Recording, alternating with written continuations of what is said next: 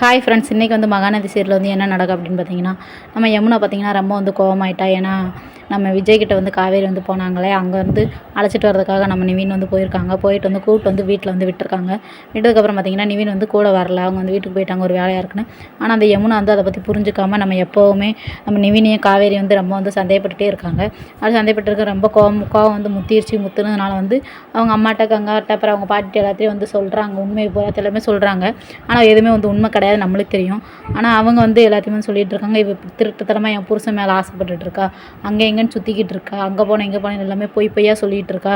இவளை வந்து நீங்கள் கண்டிக்க வேண்டியதானே, வைக்க வேண்டியதானே, அவங்க மேலே சத்தியம், அம்மா மேலே சத்தியம், அப்படி இப்படின்னு எல்லாமே சொல்கிறாங்க. பாட்டி சொல்கிறாங்க, அவன் மேலே எதுக்கு இப்படி வீண் பழி போடுற, உனக்கு எல்லாம் தெரிஞ்ச மாதிரி பேசாத வைக்காதன்றாங்க. நம்ம கங்காவும் அப்படி தான் சொல்கிறாங்க. இவ தேவலாம் பைத்தியம் மாதிரி பேசிகிட்டு இருப்பா அப்படின்னு சொல்லுவாங்க.